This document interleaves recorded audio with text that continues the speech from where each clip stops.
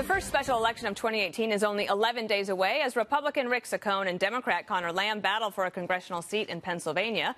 The district has recently been red, but a poll shows the race could be too close to call, with Saccone holding a 3-point lead well within the margin of error. Joining me now from Pittsburgh is the candidate himself, Republican candidate Rick Saccone. Thanks for being with me today.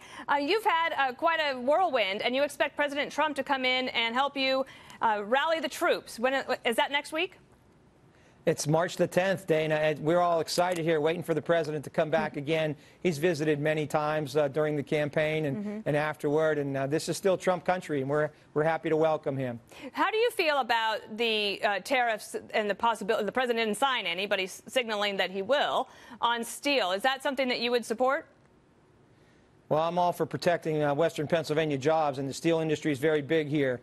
Our steel workers can compete with anyone in the world as long as it's a fair playing field, a level playing field. And you know, some of our competitors haven't. They've tilted the field a little bit. So I think President Trump is just trying to level it back out. And when they do, our steel workers will shine again. What about people who say, economists who say, well, this could actually hurt consumers, so that you would be wiping out all this good economic news that the president's been having? Well, we don't really know the plan yet, right? So the president has laid down a line. That could be part of his negotiating strategy, as I think you said in the last segment.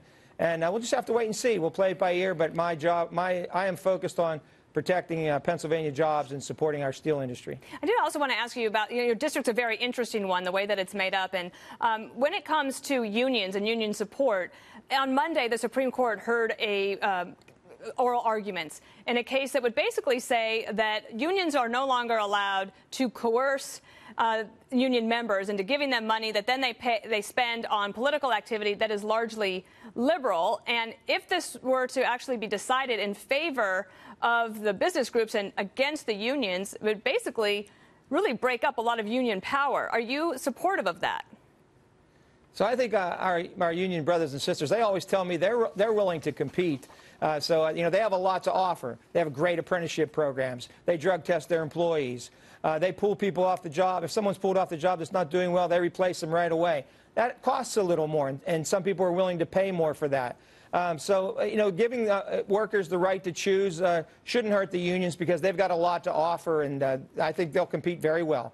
And my last question for you would be that it's interesting just how much money has been spent on this one special election.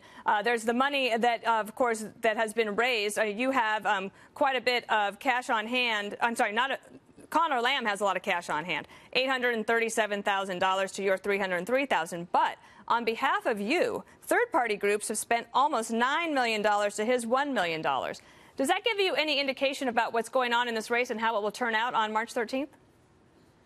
Well, Dana, my opponent, Conor the Chameleon, remember, he's got two faces to try to fund. He's got, one day he's trying to be pro-life, the next day he's pro-choice. One day he's pro-gun, the next day he's not pro-gun. It takes a lot of money when you're trying to fund two different faces to your campaign.